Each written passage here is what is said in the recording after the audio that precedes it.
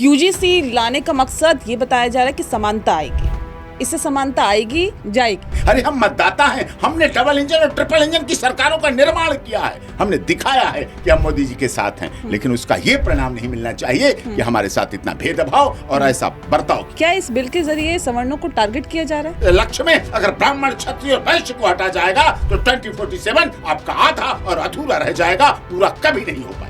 अगर किसी पे आरोप लगता है तो वो अपने आप को निर्दोष साबित नहीं कर सकता, उससे पहले उस पे एक्शन हो जाएगा। निर्दोष साबित हुआ भी तो जो दोषी बनाने वाला था, कंप्लेनेंट था, उस कंप्लेनेंट के खिलाफ कोई कार्रवाई नहीं होगी। मुझे बताइए, डॉक्टर भीमराव अंबेडकर को अंबेडकर नाम देने वाला कौन था? इस देश का ब्राह्मण समाज का व्यक्ति था जिसने अपना नाम अंबेडकर उनको दिया। बड़ा मुद्दा चल रहा है मोनालिसा का। जानता नहीं था, केवल जाना तो सनातन धर्म के 2025 के कुंभ मेले की वजह से जाना। किस लिए जाना? रुद्राक्ष की माला बेचने वाली लड़की। फरमान के साथ शादी की। नहीं तो बागपत और बड़ौद का रहने वाला व्यक्ति इंदौर और उज्जैन में जाके लगातार उसके संपर्क में रह के उसके चक्कर करके और केरल में शादी करता जाके केरला के मुख्यमंत्री चलते रहे, सरकार चलती रही, वहाँ सांसद और विधायक वहाँ बने रहे और वहाँ बड़े पैमाने पर धर्म परिवर्तन होता रहा।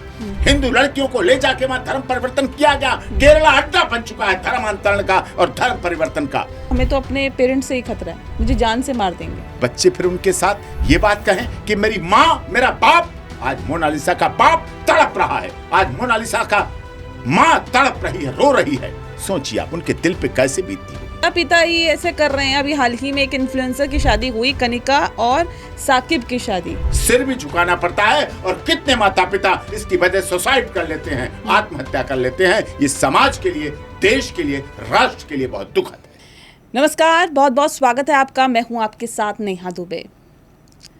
आज एक ऐसे शख्सियत को लेकर हम आपके सामने हाजिर हैं जो किसी परिचय के मोहताज नहीं है। इनकी अक्सर वीडियो वायरल होते हुए आपने देखी होगी, सुनी होगी, और सबसे ज़्यादा अहम बात यह है कि अपनी बेबाकी के लिए जाने जाते हैं, अपने बेबाक अंदाज के लिए जाने जाते हैं। हर विषय पर खुलकर बात करना, बेबाकी से राय रखना, यही इनकी खासियत है। और साथ ही ये सुप्रीम कोर्ट के वरिष्ठ अधिवक्ता हैं डॉक्टर AP सिंह जी। बहुत बहुत स्वागत है सर आपका। बहुत बहुत नमस्कार आपको, आपके चैनल, आपके स्टाफ, आपके दर्शकों, सबको बहुत बहुत बधाई जी। AP सिंह जी, क्योंकि यूजीसी का विषय बहुत ज़्यादा, आप इस विषय पर बोल भी रहे हैं, इस विषय को उठा भी रहे हैं, याचिका भी आपने दायर की जी, सुप्रीम कोर्ट में भी लड़ रहे हैं जी, अपनी बातों को मीडिया के सामने भी उठा रहे हैं जी। कैसे इसे देखते हैं सर? सबसे पहले देखिए, यूजीसी का जो यूनिवर्सिटी ग्रांट कमीशन ने 13 जनवरी 2026 को एकाएक गजट दिया, काफ़ी दुखद था। और मैं चाहता भी हूँ, समझता भी हूँ, लग भी रहा मुझे कि शायद उसमें भारत सरकार की सहमति नहीं रही होगी, क्योंकि उसमें किसी ने ऐसे आस्तीन का सांप जरूर भारत सरकार कर रहा होगा जिसने धीरे से ऐसी बात इसमें करा के और गजट इसको पास करा दिया। क्योंकि ये विषय सदन का था, न तो लोकसभा में चर्चा हुई, न राज्यसभा में चर्चा हुई, न किसी विधानसभा में चर्चा हुई, न आप जैसे वरिष्ठ पत्रकार देश के उनके चैनल पर चर्चा हुई, ना किसी में डिबेट हुई, ना कोई जातिगत राजनीति करने वाले ने इसे कहीं उठाने का काम किया, ना किसी एडिटोरियल, ना कहीं बयान आए इस पर, लेकिन एकाएक लागू कर दिया गया, जो कि काफ़ी दुखद था। और इसीलिए मामले की गंभीरता को देखते हुए हमारे याचिकाकर्ता, उनमें डॉक्टर कुंवर हरिवंश सिंह जी, जो कि पूर्व सांसद, उनके महाराष्ट्र उत्तर प्रदेश में बहुत कॉलेज, और अखिल भारतीय क्षत्रिय महासभा जिसके राष्ट्रीय अध्यक्ष महेंद्र सिंह तंवर, सवर्ण मोर्चा जिसके राष्ट्रीय अध्यक्ष संजीव कुमार सिंह, भारतीय किसान यूनियन लोक शक्ति मास्टर शिवराज सिंह, दारा सेना, अखिल भारतीय दारा सेना, धर्मरक्षक दारा सेना के राष्ट्रीय अध्यक्ष मुकेश जैन जी, जैसे जैन समाज के, अखिल भारतीय ब्राह्मण महासभा, अखिल भारतीय अग्रसेन महासभा, इन सब ने मुझे अप्रोच किया और फिर मैंने याचिका लगाई माननीय सर्वोच्च न्यायालय। सर्वोच्च न्यायालय का मैं धन्यवाद करता हूँ, ट्रिपल बेंच ने हमारी उस पर स्टे दिया, रोक लगाई। पहली मांग हमारी थी इसको रोक लगाया जाए, क्योंकि कुछ राज्यों में चुनाव भी था और उन्होंने उसको स्टे दिया, सनडाई स्टे दिया, क्योंकि राजनीति में ऐसी बातें उछाली जाती हैं। 5 राज्यों में चुनाव था, वेस्ट बंगाल, तमिलनाडु, केरल, पुदुचेरी, आसाम, तो ये चीज़ें ना होती, हमारी जातिगत संघर्ष ना फैले, जातिगत नरसंहार ना हो, सवर्ण का नरसंहार ना हो। और ये जो पीछे भी आया था एक विषय, जब BP सिंह जी की सरकार थी, मंडल कमीशन। जी जी। तो ये मंडल कमीशन 2 ना बन जाए, फिर से ऐसा ना, छात्र छात्राएं जलने मरने कटने FIR ना होने लगे। हमने इसलिए याचिका लगाई और माननीय सर्वोच्च न्यायालय ने उस पर स्टे दिया, बाद में सनडाई स्टे दिया, बढ़ाया। तो मैं धन्यवाद करता हूं, क्योंकि इससे है क्या, UGC का ऐसा माहौल बना दिया गया। अभी पिछले वर्ष हमने दुनिया के सामने भारत का एक ऐसा नक्शा पेश किया जिसमें 70 करोड़ लोग, मतलब उस 70 करोड़ में कितने देश आ जाएंगे, कितने पूरे पूरे देश आ जाएंगे, बड़े बड़े देश आ जाएंगे, बड़े देश आ जाएंगे। उनको हमने एक साथ प्रयागराज में नहलाया, एक साथ डुबकी लगाई। इधर कोई, इधर किसी जाति का, इधर किसी क्षेत्र का, इधर किसी भाषा का, इधर कोई संप्रदाय का, इधर गोरा उधर काला, उधर उड़ीसा का रहने वाला, उधर अटक का रहने वाला, कटक का, गुवाहाटी चौपाटी कन्याकुमारी कश्मीर, सब जगह के लोग एक साथ ना, विदेशों के बिना।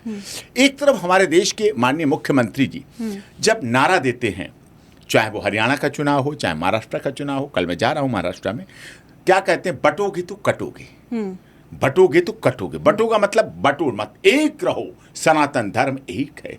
और हमारी सरकार जब 2014 में आई थी, हमारे देश के माननीय प्रधानमंत्री ने खुले दिल से हमारे देश के लोगों ने कहा सबका साथ, सबका विकास, सबका विश्वास, सबके साथ न्याय का नारा।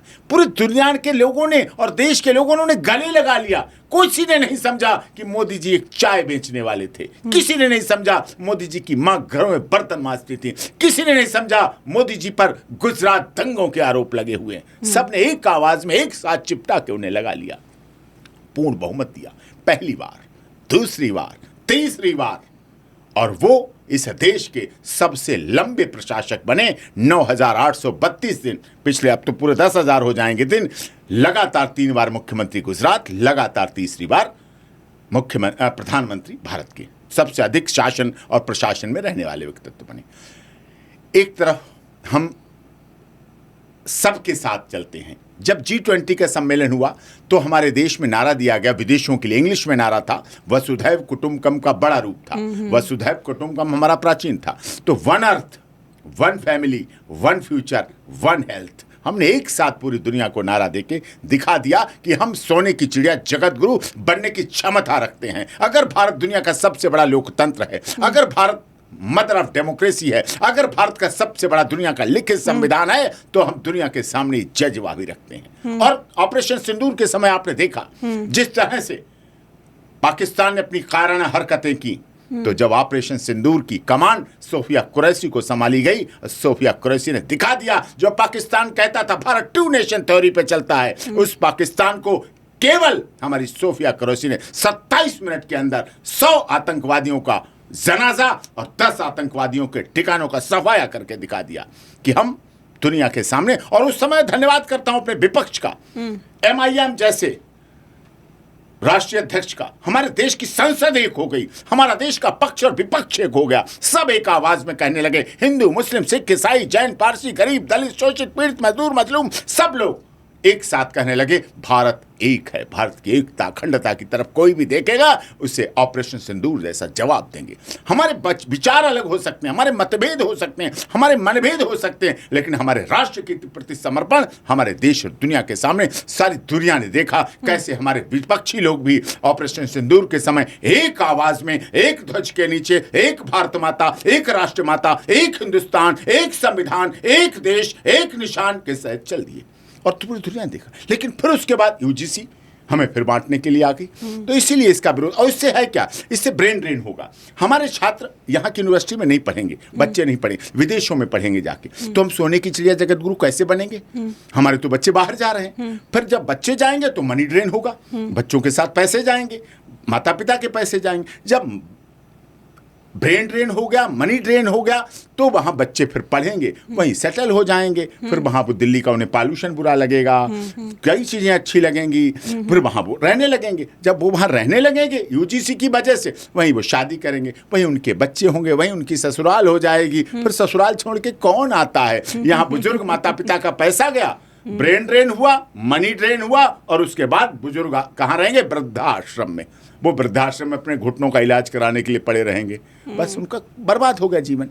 तो हमारा सामाजिक ढांचा न टूटे, इसलिए यूजीसी रोल बैक होना चाहिए। और इस संविधान के आर्टिकल, जो हमें संविधान, डॉक्टर भीमराव अंबेडकर बाबा साहब जिस संविधान निर्वात्री सभा के सदस्य थे, जो उन्होंने हमें संविधान दिया, उसमें आर्टिकल 14, 15, 16, 20, 21 का खुला उल्लंघन है। हमारे प्रोफेसर लेक्चरर जो गुरु ब्रह्मा, गुरु विष्णु, गुरु देवो महेश्वरार की भाव और भावना रही है हमारे देश में, उनको कहा गया एफिडेविट दो।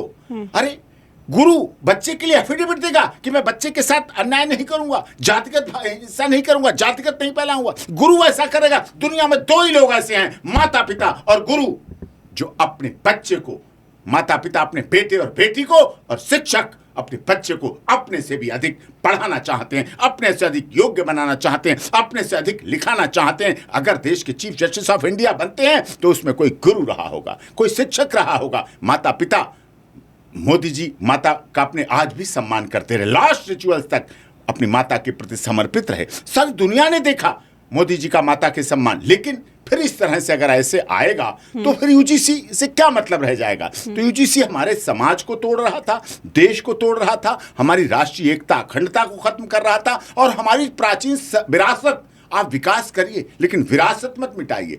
आप विरासत कैसे? जो हमें प्रभु श्री राम जी ने दी। 14 वर्ष के वनवास के लिए जब गए प्रभु श्री राम जी, तो सबरी माता के यहाँ जूठे बेर खाए, पेट भरने के लिए नहीं खाए थे, स्वाद चखने के लिए नहीं खाए थे। उन्होंने सामाजिक समरसता हमारी बनी रहे, सामाजिक जीवन हमारा बना रहे, इसलिए उन्होंने ऐसा किया था। और इसीलिए प्रभु श्री राम का राम राज्य बोला जाता है कि प्रभु श्री राम राज्य की कल्पना होनी चाहिए, और ये होना चाहिए। और यूजीसी निश्चित तौर पर ये हमारी राम राज्य की कल्पना को खंड खंड कर रहा था, चुनौती दे रहा था, चैलेंज कर रहा था। इसलिए हमने उस याचिका को लड़ी, और लड़ी नहीं, जीती। हम इस देश के करोड़ों लोगों का धन्यवाद करते हैं जिन्होंने सड़क से संसद तक लड़ाई लड़ी, और मैंने उस लड़ाई को सुप्रीम कोर्ट में जीत कर दिखाया। ठीक है। अच्छा, ये बताइए कि यूजीसी लाने का मकसद ये बताया जा रहा है कि समानता आएगी, इससे समानता आएगी या समानता जाएगी? चली गई थी। अगर स्टे न मिलता तो आपको पता चल जाता कितनी समानता आई। हजारों छात्र छात्राओं पर एफआईआर दर्ज होती। 1 मार्च, 28 फरवरी, 14 फरवरी, 19 मार्च, ये सब ऐसी खतरनाक तारीखें हो गई थी जिनकी वजह 7 मार्च को आपने देखा रामलीला मैदान, जंतर मंतर पर कैसे दिल्ली पुलिस ने अपनी गलत चीज़ों की वजह से लोगों को अरेस्ट करने का काम किया। उठा उठा के भेजा गया, उठा उठा के पटका। क्या मतलब बनता था? लोकतांत्रिक जीवन जीते हैं, हमें अपनी बात कहने का अधिकार है। अरे हम मतदाता हैं, हमने डबल इंजन और ट्रिपल इंजन की सरकारों का निर्माण किया है, हमने दिखाया है कि हम मोदी जी के साथ हैं। लेकिन उसका ये परिणाम नहीं मिलना चाहिए कि हमारे साथ इतना भेदभाव और ऐसा बर्ताव किया जाए। इसलिए हम चाहते हैं कि हमारी सरकार इसको रोल बैक करे। हमारी चुनी हुई सरकार है, हम इसे और भी आगे बनाएं, और भी आगे बनाते रहें। जो 2047 का लक्ष्य है, 2047 के लक्ष्य में अगर सवर्ण समाज हटा दिया जाएगा, 2047 के समाज लक्ष्य में अगर ब्राह्मण, क्षत्रिय और वैश्य को हटा जाएगा, तो 2047 आपका आधा और अधूरा रह जाएगा, पूरा कभी नहीं हो पाएगा। क्या इस बिल के जरिए सवर्णों को टारगेट किया जा रहा है? लगा ऐसा, लेकिन सरकार का तो इरादा नहीं होना चाहिए कि सरकार तो राजा है, सबका साथ, सबका विकास, सबका विश्वास, सबके। देखिए, सरकार ने बहुत अच्छे कार्य किए, एयरपोर्ट खोले, एम्स खोले, आईआईटी कॉलेज खोले, शिक्षा पे जोर दिया, स्वास्थ्य पर जोर दिया, रोजगार पे जोर दिया। लेकिन हमें कहीं ना कहीं इन सब चीज़ों से भी दूर हटना चाहिए और इसके लिए काम करना चाहिए। इसका क्या असर होगा? क्योंकि अगर ये रोल बैक नहीं होता है, नहीं, स्टे हो गया, सैनिटाइज स्टे है, अब कोई ऐसी बात नहीं है। कोई ऐसी चुनाव भी हो रहे हैं, जैसे मैंने किसान बिल पे केस लड़ा था, किसान बिल का, उस समय किसान बिल आ गए थे, तो हमने किसानों की तरफ से भारतीय किसान यूनियन, भारतीय किसान भानु, भारतीय किसान लोक शक्ति, भारतीय किसान यूनियन धीरेन्द्र सिंह जिसके राष्ट्रीय अध्यक्ष हैं, इन सब के लिए केस लड़ा था और जीता था, स्टे मिला था। उसमें हमने सनराइज स्टे कराया था उस समय माननीय सर्वोच्च न्यायालय से, और उस स्टे के बाद मोदी जी ने दरियाली दिल्ली दिखाई और वो किसान बिल रिपील हो गए। इसी तरह से ऐसा इसमें भी होगा, कमेटी बने, उसका डिसीजन हो। सवर्ण समाज के साथ भेदभाव, अन्याय, अलोकतांत्रिक है, असंसदीय है, अपमानजनक है, गैर कानूनी है, ये नहीं होना चाहिए। लेकिन ये कितनी अजीब बात है कि अगर किसी पे आरोप लगता है तो वो अपने आप को निर्दोष साबित नहीं कर सकता, उससे पहले उस पे एक्शन हो जाएगा। और अगर वो निर्दोष साबित हुआ भी तो जो दोषी बनाने वाला था, कंप्लेनेंट था, उस कंप्लेनेंट के खिलाफ कोई कार्रवाई नहीं होगी। कोई नेचुरल जस्टिस के खिलाफ है। जो नेचुरल जस्टिस आप पर धाराएं हैं कि अगर आप झूठा केस करते हैं, झूठा मुकदमा करते हैं, झूठा कंप्लेंट करते हैं तो ऐसा नहीं होगा। 3 करोड़ छात्र छात्राओं ने पिछले वर्ष के आंकड़े दिए हमने यूनिवर्सिटी में, 3.25 करोड़ छात्र छात्राएं पढ़े और कंप्लेंट कितनी थी? 350, सिर्फ 350। और उन 350 में कंप्लेंट कौन सी थी? भाई लड़के लड़कियां हैं, टीन एज से निकल के जाते हैं कॉलेज में, तो वैलेंटाइन डे भी होता है, तो वैलेंटाइन डे होता है तो लव डे, हग डे, किस day, yellow day, purpose day, blue day, black day, brown day, white day, सारे डे होते हैं। अब उस डे के बाद ब्रेकअप भी होता है।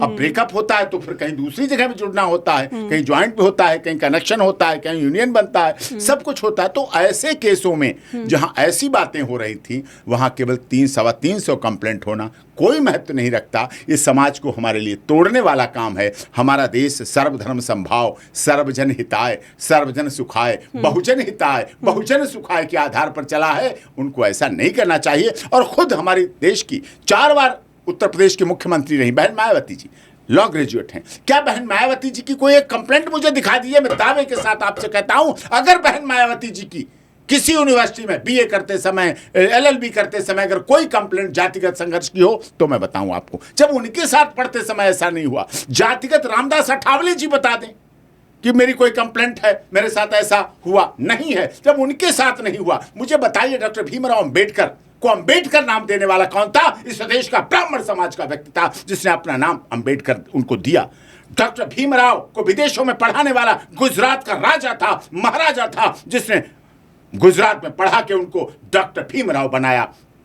इतनी योग्यताएं, इतना पहला कानून मंत्री डॉक्टर भीमराव अंबेडकर बाबा साहब बनाने वाले। उस समय आरक्षण नहीं था, SC ST एट्रोसिटीज एक्ट नहीं था।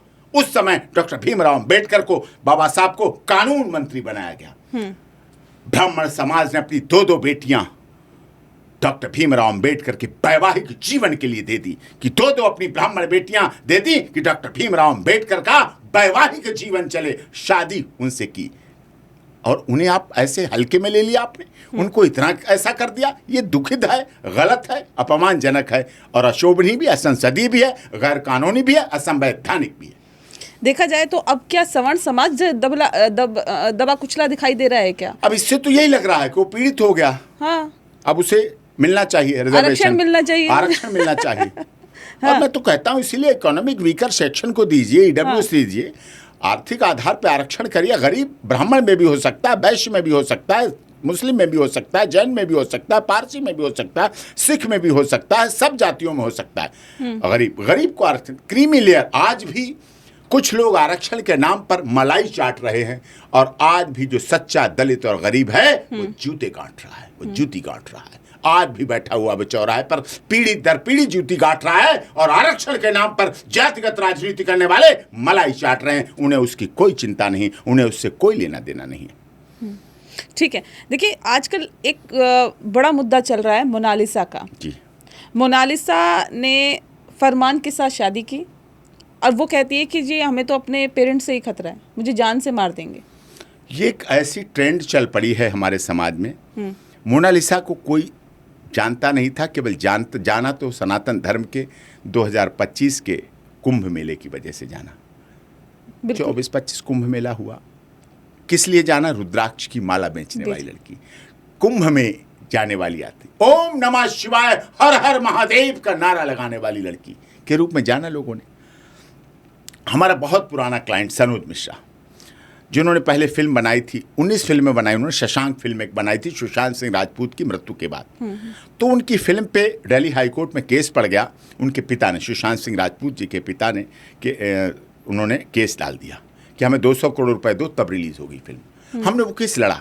हमने कहा सुशांत राजपूत से आप मिलने तो जाते नहीं थे, कॉल डिटेल तो है नहीं, वो मारा गया या मर गया वो एक अलग विषय है, लेकिन अब आप उसकी फिल्म जो लोग देखें कि नेपोटिज्म मुंबई में कैसा था, उस पर सनोज मिश्रा ने फिल्म बनाई।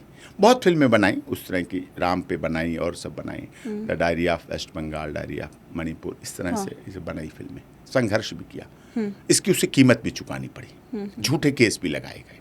मैंने कहा सनोज मिश्रा को लो हीरोइन कास्ट कर और अच्छी है, तेरे अंदर एक भाव आएगा कि नीचे से छोटे छोटे लोगों को भी मुंबई में जगह मिल सकती है। एक हर बच्चे में चाहत होती है, हर लड़की चाहती है कि वो हीरोइन बने, मौका नहीं मिलता, तो मौका मिलने की भावना तो रहनी चाहिए। हाँ।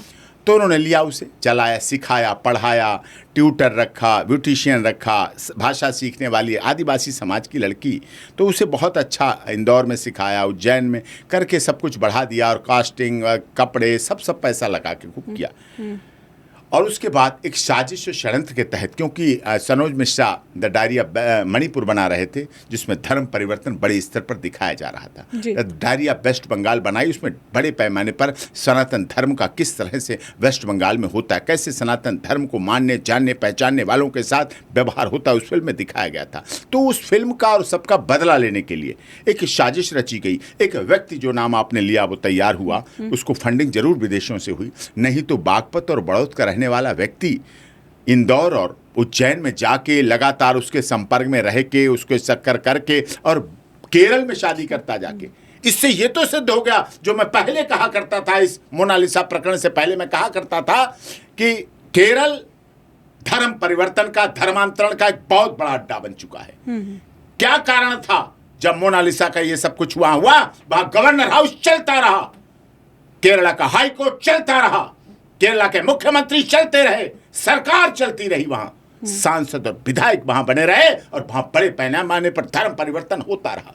हिंदू लड़कियों को ले जाके वहां धर्म परिवर्तन किया गया। केरला अड्डा बन चुका है धर्मांतरण का और धर्म परिवर्तन का, और ये विषय है, और कोई वहां से अकेले नहीं कर सकता। बड़े पैमाने पर ये कार्य हो रहा है, और इसके लिए विदेशों से फंडिंग हो रही है, चाहे पीएफआई हो, चाहे और लोग हों, चाहे Saudi Arab, Iran, Iraq, Jeddah, Lebanon, Tehran हो, सब पैसे भेज रहे हैं भारत को इस तरह से, क्योंकि भारत दुनिया का सबसे बड़ा लोकतंत्र इसलिए कर रहे हैं। हमारे देश के मुस्लिम, हमारे देश के इस्लाम को मानने वाले सर्वधर्म समभाव में विश्वास रखते हैं, हम सब मिलकर रहते हैं, हम सब एक साथ रहते हैं। लेकिन विदेश, बाहरी, आप पाकिस्तान के चैनल पर देखिए, मैं गया था पाकिस्तान के चैनल देखे तो कश्मीर के बारे में गलत दिखाया जा रहा है, कश्मीर के बारे में रोते पिटते दिखाए जा रहे हैं। इसलिए वहां फंडिंग हो, वहां पैसे लिए जाएं, और यहां के भी कुछ ऐसे एनजीओ चलाने वाले हैं जो विदेशों में भारत के मुसलमानों को गरीब दिखाते हैं, पिटता हुआ दिखाते हैं, लुटता हुआ दिखाते हैं, जबकि भारत में सबसे अधिक दुनिया में अगर कोई सुरक्षित है तो वह मुसलमान भारत में सुरक्षित है। इतना कहीं नहीं। जितनी आजादी हमारे भारत के मुसलमानों को मिली है, उतना दुनिया में किसी को नहीं मिल सकती।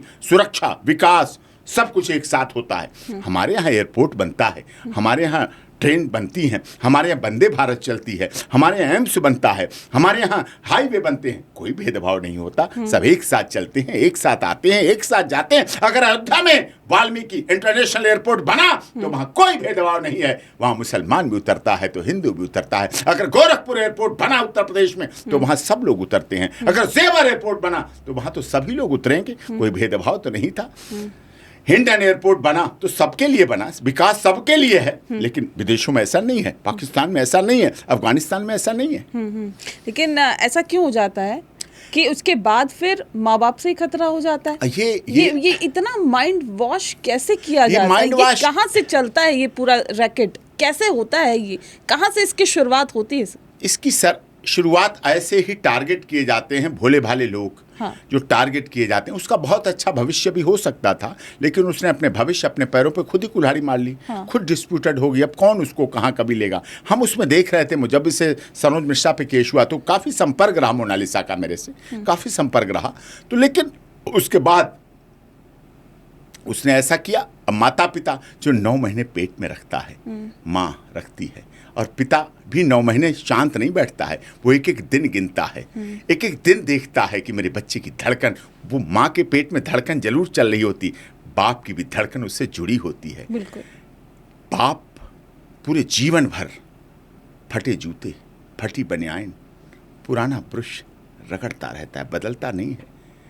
कॉलगेट टूथपेस्ट का थोड़ा सा दबा के निकालता है, शेप बनाता है तो एक ही ब्लेड को काफ़ी दिन चलाता रहता है, नया नहीं लेता है।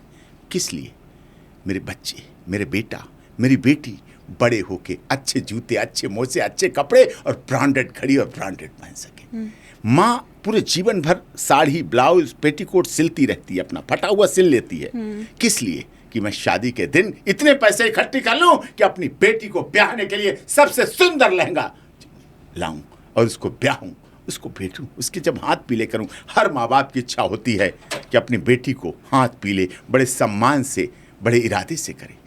केवल दुनिया में माता पिता ऐसे हैं जो अपने बच्चों का विकास चाहते हैं, विश्वास के साथ चाहते हैं, और बच्चे फिर उनके साथ ये बात कहें कि मेरी माँ मेरा बाप, आज मोनालिसा का बाप तड़प रहा है, आज मोनालिसा का माँ तड़प रही है, रो रही है। सोचिए आप उनके दिल पे कैसे बीतती होगी। लोग हमारे देश में कहते हैं बेटी के पैदा होने पे लोगों का सिर क्यों नीचा हो जाता है, ऐसा बोलते हैं, बेटे के पे क्यों चढ़ा हो जाता है। कारण यही था, शायद कहीं सोच में ऐसा था कि उन्हें कहीं ऐसा दिन न देखना पड़े, ऐसा समस्या न सामना करना पड़े। और जो कई बार ऐसी लड़कियां समाज को, परिवार को, हमारी सभ्यता को, हमारी संस्कृति को बदनाम करती हैं। बदनाम इस कदर किया जा रहा है कि वो अपनी माँ को कह रही है कि वो ड्रिंक करती हैं, दारू पीती हैं, बाप उनको मारता है, घर में कलेश होता है, उसने सारे बच्चों को, मोनालिसा ने पाला है। तो मोनालिसा को किसने पाला? मोनालिसा को किसने पाला है? एक बड़ा सवाल। मोनालिसा को किसने बनाया? मोनालिसा को माँ बाप की बुराई करने वाले गला का किसने सही किया? किसने उसे चलना सिखाया?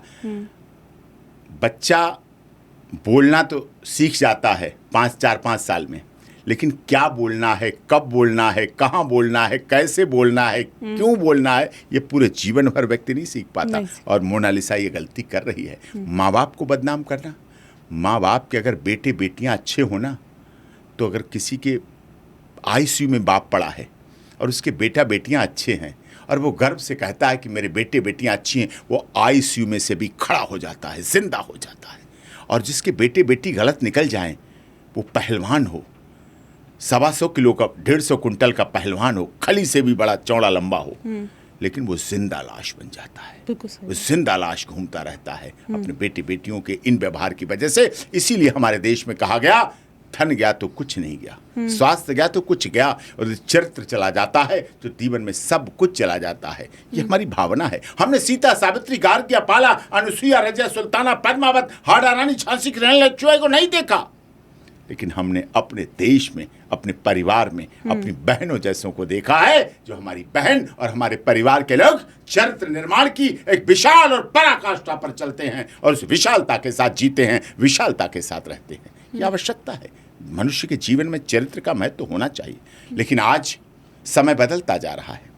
चाहे लफ्ज़ जिहाद हो, चाहे लैंड जिहाद हो, चाहे थूक जिहाद हो, चाहे ज़मीन जिहाद हो, धर्म जिहाद हो, ये बढ़ते जा रहे हैं। और इसका कारण है थोड़ी पाश्चात्य सभ्यता, थोड़ा उसका मिसयूज। जब भी आप किसी चीज़ का दुरुपयोग करते हैं तो समाज में इस तरह का परिवर्तन देखने को मिलता है और वो हमें समाज को गर्त में ले जाता है।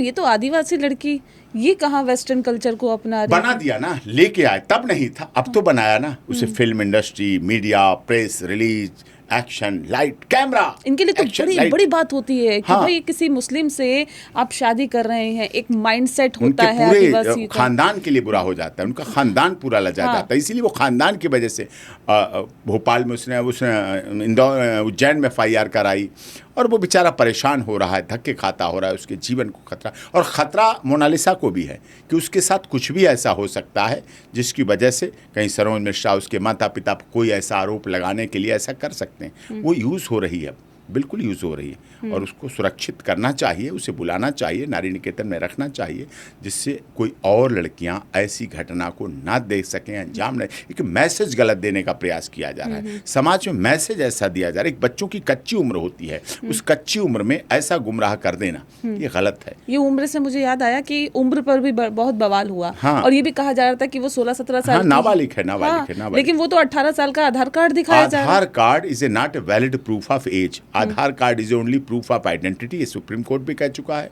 Only proof of residence, only proof of, मतलब कितना सपोर्ट है ये देखिए आपकी। बना लिया गया था आने जाने के लिए, कितनी जल्दी ये सब चीजें हो गई। हाँ, या पहले से प्लानिंग, जबकि माइनर थी, नाबालिग है, उसके साथ होना चाहिए। पॉक्सो से बचने के लिए ये सब किया गया। छोटी सी बच्ची, छोटी सी उम्र की बच्ची को इतनी जल्दी ऐसे गुमराह करके मैसेज देने के लिए कि द मणिपुर फाइल्स न बन पाए, द वेस्ट बंगाल फाइल न बन पाए, इस तरह सरोज मिश्रा को डिमोरलाइज करने के लिए और गुमराह करने के लिए जो हमारे देश की लड़कियां इस तरह से लफ्ज़ जिहाद में फंसी हैं, उनको थोड़ा सा मोरलिटी मिल जाए, वो बूस्ट हो जाएं, उनको ताकत देने के लिए ऐसा किया गया है, क्योंकि इससे समाज को एक गलत मैसेज जा रहा है। और इसलिए उत्तराखंड ने ये सब कानून बनाया है। मैं गुजरात सरकार का भी धन्यवाद करता हूँ, उन्होंने शादी से पहले अब नियम बना दिया, शादी से पहले आपके माता पिता जरूरी है, तभी शादी हो पाएगी, वरना शादी वैलिड नहीं। उत्तराखंड सरकार ने भी ऐसा किया है। जो माता पिता ही ऐसे कर रहे हैं, अभी हाल ही में एक इन्फ्लुएंसर की शादी हुई, कनिका और साकिब की शादी।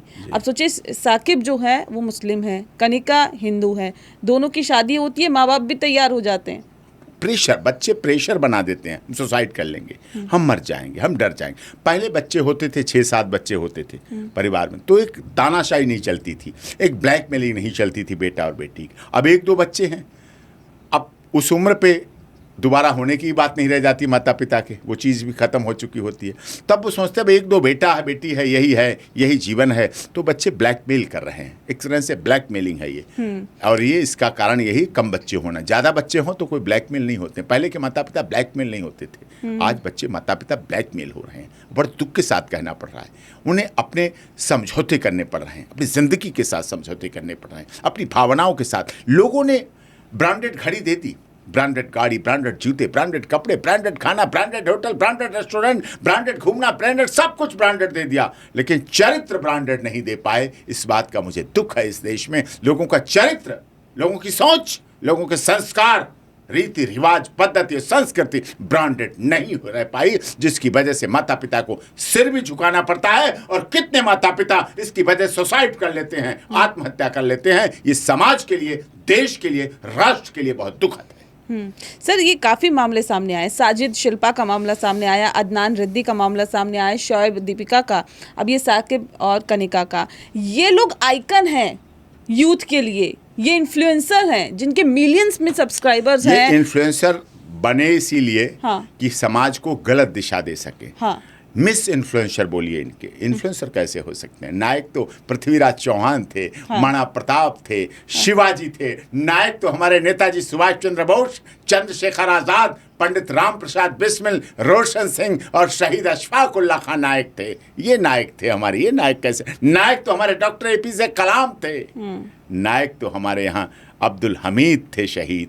नायक तो हमारे ये लोग थे। ये नायक कैसे हो सकते हैं? ये तो समाज को दिशा भ्रमित करने वाले लोग हैं। आप फिल्म इंडस्ट्री के लोगों को नायक समझती है? जो ड्रग्स, नशेड़ी, गंजेड़ी, अफीमची, स्मैकिए, चरसिए, जहाँ घरों से स्मैक पाई जाती है, ड्रग्स पाई जाती है, केस दर्ज होते हैं, बरामदगी होती है, जेल जाते हैं हीरो हीरोइंस और उनके लड़के, आप उन्हें हीरो कह सकते हैं? वो समाज को दिशा देने वाले हो सकते हैं? दिशाविहीन लोग हैं, भटके हुए लोग हैं, और हमारे युवाओं को भी भटका रहे हैं, हमारे युवाओं को भी दिशाहीन कर रहे हैं। ठीक है। अच्छा, ये बताइए कि भारत की पॉलिटिक्स को आप कैसे देखते हैं? अब राहुल गांधी के भविष्य को कैसे देखते हैं, और क्या लगता है कि प्रधानमंत्री नरेंद्र मोदी एक बार फिर से आएंगे? नहीं, प्रधानमंत्री मोदी जी तो मैं तो कहता हूँ 2047 तक बने प्रधानमंत्री, लगातार बनते रहें, लेकिन UGC जैसी चीज़ें ना लाएं, समाज को बांटने वाली ना लाएं, जोड़ने वाली लाएं, विदेशों के लिए रहें। विदेश नीति अच्छी है, ऑपरेशन सिंदूर ऐसे जैसे करते रहें, सर्जिकल स्ट्राइक जैसे करते रहें, हमारे देश के घावों को भरते रहें, विदेश नीति अच्छे रखें, बॉर्डर पर अच्छी चौकसी रखें।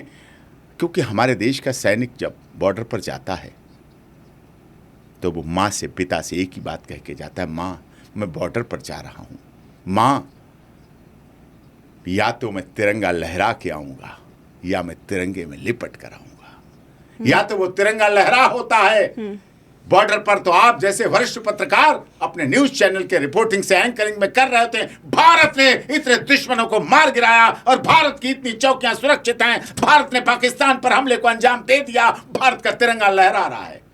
और या वो अगर तिरंगे में लिपट कर आता है और जब उसका पोस्टमार्टम होता है तो सारी गोलियां सीने पर मिलती हैं, पीठ पीछे हमारे किसी सैनिक के गोली नहीं मिली, सामने गोली खाता है और भारत माता के लिए शहीद हो जाता है। और जब उसकी समाधि, चाहे मध्य प्रदेश हो, राजस्थान हो, हरियाणा हो, हिमाचल हो, उत्तर प्रदेश हो, वेस्ट बंगाल हो, तमिलनाडु हो, केरला हो, कन्याकुमारी हो, महाराष्ट्र हो, उत्तराखंड हो, पंजाब हो, जम्मू कश्मीर हो, जब उसकी गांव में समाधि बनती है और उसकी मूर्ति के साथ बंदूक लेके उसे खड़ा कर दिया जाता मूर्ति में, कुछ दिन तो नेता आते हैं, कुछ दिन तो आप जैसे पत्रकार भी डायरेक्ट वहाँ से लाइव देते हैं, लेकिन थोड़े दिन बाद जब भीड़ कम हो जाती है, कोई नहीं होता है, तो उसकी माँ, उसकी पत्नी, उसकी भाभी, उसकी चाची, उसकी ताई जब उस समाधि पर एक हाथ रखते हैं, समाधि पर, और एक हाथ अपने पेट में पल रहे बच्चे पर रखते हैं और वो कहते हैं तू तो चला गया देश के लिए, राष्ट्र के लिए, भारत माता के लिए,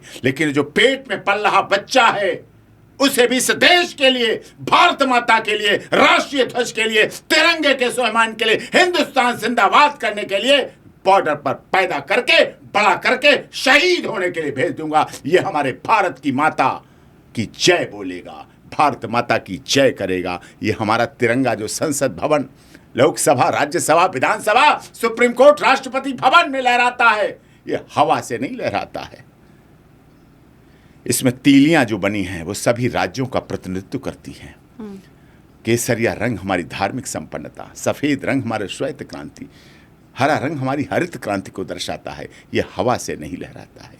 ये हमारे देश के सैनिक जो बॉर्डर पर शहीद होते हैं, जो हमारे देश के सैनिक हमारे देश की राष्ट्रीय एकता, अखंडता को मजबूत करने के लिए होते हैं, उनके त्याग, बलिदान और तपस्या की वजह से लहराता है। जिस बात को देश की माननीय प्रधानमंत्री जी इंदिरा गांधी जब भुवनेश्वर में अपना आखिरी भाषण देके लौटी थी, उनके आखिरी भाषण यही थे, मेरे खून का एक एक कतरा, मेरे खून का एक कतरा इस देश की एकता, अखंडता को मजबूत रहेगा। इंदिरा जी ने कहा था, मैं रहूं चाहे ना रहूं, लेकिन मेरे देश का, मेरे खून का एक एक कतरा इस देश की एकता, अखंडता के लिए मजबूती देगा। ये उनका आखिरी भाषण था, उड़ीसा के भुवनेश्वर में बोला था उन्होंने। सोचिए आप, ऐसी सोच करने वाले हमारे देश के ऐसे प्रधानमंत्री, अटल बिहारी वाजपेयी जी का नेतृत्व हमारे देश के हर प्रधानमंत्री रहे, हर दल के रहे, गुवाहाटी से चौपाटी हर क्षेत्र के रहे, सबने अपना नेतृत्व दिया है, वेस्ट दिया है, अच्छा किया है कार्य, इसे कोई मना नहीं कर सकता।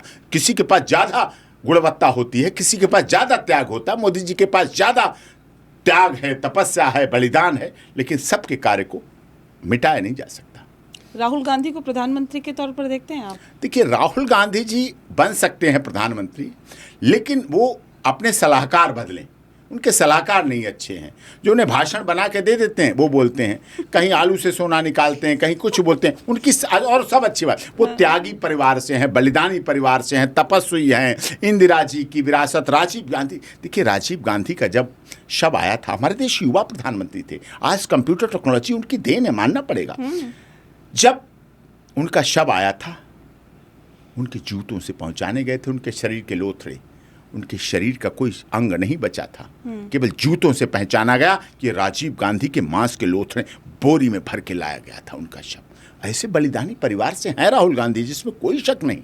लेकिन विदेशों में जब जाते हैं तो वो अपने परिवार की, भारत की एकता, अखंडता को भुला देते हैं और वहां बस मोदी जी पे निशाना करके कुछ भी बोलने लगते हैं, भारत के खिलाफ बोलने लगते हैं। अरे 145 करोड़ लोग ऑफिशियल हैं, 5 करोड़ लोग इस देश में अनऑफिशियल हैं। उनकी भावनाओं का तो ध्यान रखो। विदेश में हमारे संसद में विचार अलग हो सकते हैं, मतभेद हो सकते हैं, मनभेद हो सकते हैं, चुनाव आएंगे, पार्टियां बनेगी, हारेंगे, जीतेंगे, संसद में चुनाव लड़ेंगे, हारेंगे, जीतेंगे, सरकार बनेगी, गठबंधन होंगे, सब कुछ हो सकता है।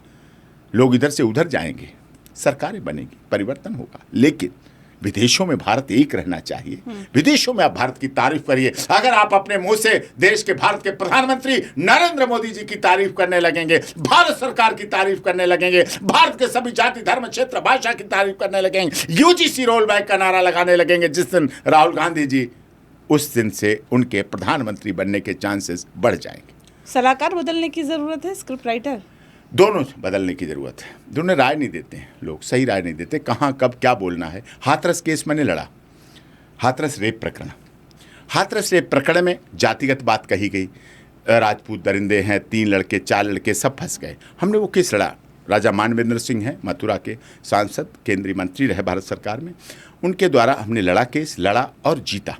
3 लड़के बाइज्जत बरी हुए। एक झगड़ा था क्योंकि प्यार था, उसमें कोई जातिगत राजनीति नहीं थी। हमने वो लड़ा, जीता और उसमें एक को झगड़े में माना गया। राहुल गांधी जी बाद में कहते हैं नहीं ये तो गलत हुआ, फैसला भी गलत है, अदालत का फैसला गलत है। अरे साहब, जब सुप्रीम कोर्ट आपके संसदी को वापस कर दे, आपके मानहानि के मुकदमे को ख़त्म करके वार्निंग दे के छोड़ दे, तब तो सत्यमेव जयते है। और वैसे कहते हो संसद, हमारी सुप्रीम कोर्ट और कोर्ट ऐसी, तो ऐसी चीज़ नहीं करना है। हाथरस भगदड़ वाले मामले में हमने वो लड़ा, नारायण साकार हरि बोले, उनको सहायता देने के बजाय उनको इसके पर नारायण साकार हरि ऐसा भगदड़ हो गई, बोले बाबा ऐसे, ये ऐसे, वो ऐसे, ये चीज़ें नहीं अच्छी लगती हैं। हम लड़ रहे हैं, जीत रहे हैं, तो उसकी भावना उस समय होनी, कहाँ कब और कैसे क्या बोलना चाहिए वो बोल नहीं पाते हैं। उन्हें समझना चाहिए, उनको स्क्रिप्ट राइटर और वो अच्छे रखने चाहिए, पुराने तो बदल ही देने चाहिए, नए रखें, उनका अच्छा वो हो जाएगा। मोहब्बत की दुकान खोलने आए थे, लोगों ने बंद करा दी खुलने से पहले। मोहब्बत की दुकान उन्होंने खोली थी, मैं मानता, अगर वो तरुण खटीक के घर जाते, उत्तम नगर में जो तरुण खटीक की हस्तसाल में होली के दिन जो हत्या की गई, होली के दिन तरुण खटीक को हिंदू होने की सजा मिली थी कि हिंदू होना उसके लिए गलत हो गया, और उसकी भतीजनी जो रंग की कुछ बूंदें पड़ गईं, उस पर बूंदें पड़ गईं जो रंगरेज था, जो सुबह 8 बजे से पुताई शुरू करता, रात के 8 बजे तक रंगाई रंगाई, काला पीला हरा गुलाबी नीला सफ़ेद सब रंग रंग करते, सब शरीर पर पड़ते। उस परिवार पर अगर होली के दिन 364 दिन रंग पड़ते रहे, कोई फर्क नहीं पड़ता, लेकिन अगर एक दिन होली के दिन रंग पड़ जाए उस पर, तो फिर आप उसे उठा उठा के पटक पटक के सीवर का पत्थर उठा उठा के कुचला गया, मारा गया। अगर वो मोहब्बत की दुकान चलाने वाले तरुण खटीक के जाते, अगर सलीम वास्तविक के घर जाते, वो लोग जिन्होंने सर कलम कर दिया, अगर वो उदयपुर में टेलर के घर जाते, मोहब्बत की दुकान की उसे भी जरूरत थी, थोड़ी सी सामग्री लेके जाते, 1-2 किलो मोहब्बत की दुकान लेके जाते, उसमें से अपने निकाल के थैली में लटका के, और उदयपुर में उस परिवार को देके आते जो सलमान खान, शाहरुख खान, आमिर खान के पोस्टर लगाए बैठा था अपनी दुकान में। सर कलम कर दिया गया, टुकड़े टुकड़े कर दिए गए। अगर बदायूं में जो हत्या हुई, उनके घर जाते, तरुण खटीक तो पास में था, 12 किलोमीटर की दूरी, मैंने गूगल पे नाप के रखा, राहुल गांधी जी का और उसका घर 12 किलोमीटर था। अगर 12 किलोमीटर किसी दिन अपनी प्रियंका बहन के साथ चले जाते और उस तरुण खटीक को कहते, हम तेरे साथ हैं, मेरी मोहब्बत की दुकान में से 1 किलो मोहब्बत तू भी ले ले, तो शायद उनके घाव भर जाते, शायद उनके घर जो हर साल होली काली मनाई जाएगी, उनके घर कभी होली नहीं मन पाएगी। और याद रखना, अगर सनातन धर्म के मानने वालों को, अगर सनातन धर्म मानने वालों की होली नहीं मनेगी, तो इस देश में अगर दिवाली नहीं मनेगी, तो ईद और बकरीद भी नहीं मन सकती है। ये भी याद रखिए। अगर इस देश में होली मन रही है, अगर दिवाली मन रही है, अगर भैया दूज और रक्षाबंधन मन रहा है, तभी बकरीद और ईद और बारह वफात मन पाएगी, नहीं उसको मनाने की भी समस्या आएगी। ये भी आपको याद रखना है। अगर इस दुनिया में सबसे अधिक सुरक्षित अगर कहीं है तो भारत में मुस्लिम है। अगर सबसे अधिक मस्जिदें हैं तो भारत में है, दुनिया में कहीं इतनी मस्जिदें नहीं हैं। सबसे अधिक मस्जिदें हैं तो भारत में हैं, क्योंकि हम मंदिर भी बनाते हैं तो मस्जिद भी बनाते हैं, तो गुरुद्वारे भी बनाते हैं, तो गिरजाघर भी बनाते हैं। ये गंभीरता की बात है, ये सोचने की बात है, ये आवश्यकता की बात है। हिंदुत्व सनातन की बात करने वाली सरकार, भारतीय जनता पार्टी की सरकार देश में है, और उसके बाद अगर हिंदू सुरक्षित नहीं है, ये विडंबना नहीं है? देखिए, सरकार बनने के बाद उनकी जिम्मेदारियां अलग हो जाती हैं, लेकिन हम लोग सरकार बनाने वाले हैं। आप सरकार बनाने वाली हैं, आप देश की वरिष्ठ पत्रकार हैं, आप पब्लिक ओपिनियन भी लेते हैं, ग्राउंड जीरो पर भी रिपोर्ट करते हैं और समाज को दिशा देने का काम करते हैं। हमारी आपकी सरकार से ज़्यादा जिम्मेदारी है कि हम उस जिम्मेदारी को निभाएं। अगर उनके ऊपर कहीं कोई पर्दा लग रहा है या उन्हें कोई धुंधला दिखाई देने लगा है, तो परिवार के लोगों की जिम्मेदारी होती है उसको सही आईने नंबर का चश्मा लगा के उसको बैठा ले और उससे देखने के लिए मजबूर करें कि सब कुछ देखें। मेवात में आपने देखा, मेवात में महाशिवरात्रि पर गर्भवती महिलाएं, कंवारी लड़कियां जो भोले बाबा के नारे लगाती, ओम नमः शिवाय, हर हर महादेव का नारा देते हुए नंगे पैर जा रही थी। हाथों में दूध, नारियल, कच्चा दूध, फूल, सफेद फूल, धतूरा, ये सब लेके जा रही थी। उन पर मेवात में बांग्लादेशी जो बांग्लादेश से आते हैं, उन्होंने आके वहां पर गोलियां चलाई, पत्थर चलाए, लाठियां चलाई, बम चलाए। हरियाणा पुलिस को पैराशूट होके ऊपर जाना पड़ा। सोचिए आप, पैराशूट होके वहां उनकी जान बचानी पड़ी। जहांगीरपुर में रामनवमी के दिन प्रभु श्री राम का नाम लेना, राम नाम लेना। एटा में रामनवमी के दिन एकता यात्रा निकालना, तिरंगा यात्रा निकालना क्या अपराध हो गया? क्या हिंदुस्तान में हिंदू का रहना अपराध हो गया? तिरंगा यात्रा निकालना अपराध हो गया? सरकारों को इस पर सोचना चाहिए, सरकारों को इस पर विचार करना चाहिए, शासन प्रशासन को जागरूक होना चाहिए कि किस तरह से ऐसे हो पाएगा और किस तरह से ऐसे चल पाएगा। ये वो उदाहरण है सारी दुनिया ने देखे। जब हस्तसाल में शोक सभा की गई, उसके बाद रिनाउंड अखबार पंजाब केसरी, उसके पत्रकार को पीटा गया। हस्तसाल में उत्तर नगर में एक पत्रकार को पीटा गया। सोचिए, चौथा स्तंभ मारा गया। चौथे स्तंभ को दिल्ली पुलिस ने पीटा। किस हक से पीटा था? क्या खबर करना गुनाह हो गया? पंजाब केसरी का एक इतिहास रहा है, त्याग, बलिदान और तपस्या का इतिहास रहा है, आजादी के समय से रहा है, लाला लाजपत राय के समय से रहा है। उस इतिहास को कुचला गया। वाल्मीकि समाज, लोग दलित की बात करते हैं, लोग दलित समाज की बात करते हैं, राजनीति के लिए करते हैं, संसद में केवल वोट बैंक के लिए करते हैं। वाल्मीकि समाज का अध्यक्ष, खटिक समाज का अध्यक्ष जब तरुण खटिक के परिवार से मिलने गया, उस पर मारा गया, कुचला गया, पीटा गया, घायल हो गया, वो उसकी आवाज नहीं सुनी गई, उसकी कोई एफआईआर नहीं की गई, उसकी कोई कंप्लेंट नहीं की गई। क्या खटिक समाज का राष्ट्रीय अध्यक्ष होना गुनाह हो गया इस देश में? तब कहां था लोगों का वो चेहरा जो लोग राजनीति करते हैं, चाहे चंद्रशेखर जी हों, जो दलित राजनीति करते हैं, चाहे बहन मायावती जी हों, चाहे रामदास अठावले हों, कोई हो, क्या हुआ उसका? कोई नहीं उसके लिए बोला, किसी की जुबान नहीं खुली, किसी का मुंह नहीं खुला। एमआईएम के पार्टी के राष्ट्रीय अध्यक्ष नहीं बोले, तरुण खटिक पिटता रहा, उसकी मां रोती रही, उसकी भतीजी तड़पती रही, होली के दिन उनके लिए कलंकित हो गया। कोई नहीं बोला उनके लिए, कोई तो कहता, कोई तो जाता, कोई तो बोलता।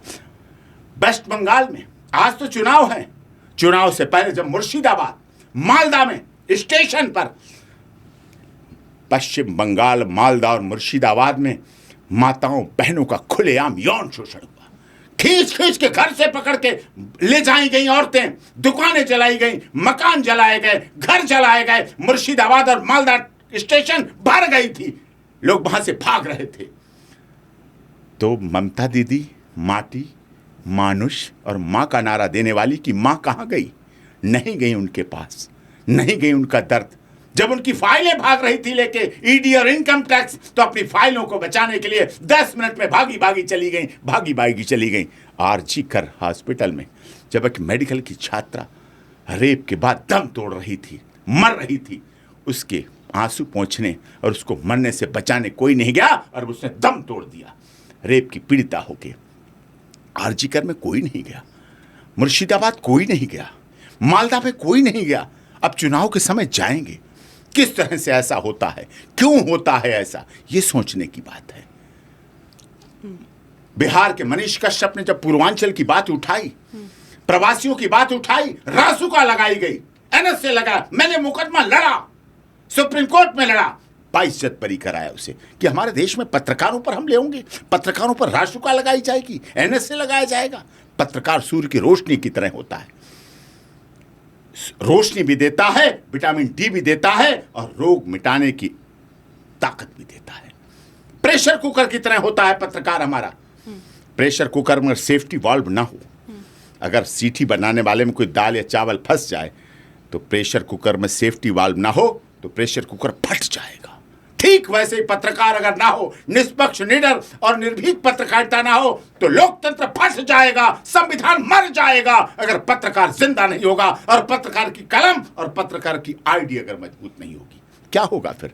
हमने वो लड़ाई लड़ी है, जीती है, लेकिन लोग धर्म के नाम पर, जाति के नाम पर, क्षेत्र के नाम पर, संप्रदाय के नाम पर ये सब चीजें चलाते हैं, झूठे आरोप लगाते हैं। ब्रजभूषण शरण सिंह के केस में हमने वो लड़ा, पॉक्सो का केस की धाराओं का लगातार दुरुपयोग होता, मैं बोलता चला रहा हूं।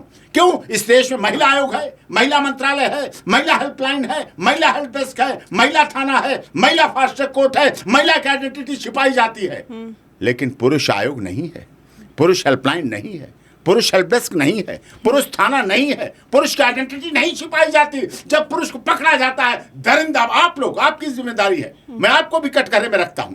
मीडिया दिखाती है दरिंदा है, दरिंदा है, दरिंदा दिखाया जाता है। और जब AP Singh, doctor AP Singh Brajbhushan को उनके केस में ऑनरेबल कोर्ट, सेशन जज गोमती मनोजा जी की कोर्ट पटियाला हाउस से क्लीन चिट दिलाते हैं, क्लोजर रिपोर्ट लगती है, तो आपके चैनल की वो खबरें नहीं बनती हैं। पुरुष आयोग की मांग कर रहे हैं क्या आप? पुरुष आयोग होना चाहिए। हाँ। जब महिला आयोग है तो पुरुष आयोग क्यों नहीं होने? पीड़ित पुरुष है, 150 से 200 पुरुष प्रतिदिन आत्महत्या करते हैं, प्रतिदिन आत्महत्या करते हैं। महिलाओं की वजह से, महिलाओं की वजह से, गर्लफ्रेंड की वजह से, पत्नी की वजह से, इस तरह से वजह से लगातार हो रहा है ऐसा, लगातार ये आंकड़े हैं। लेकिन पुरुष की मौत उस तरह से नहीं दिखाई जाती। मांग किससे कर रहे हैं तो बता दीजिए। सरकार से। नहीं, बिल आया है, प्राइवेट बिल पास हुआ 6 दिसंबर को हमारा बिल पुरुष आयोग के लिए पेश हुआ है, रखा गया है।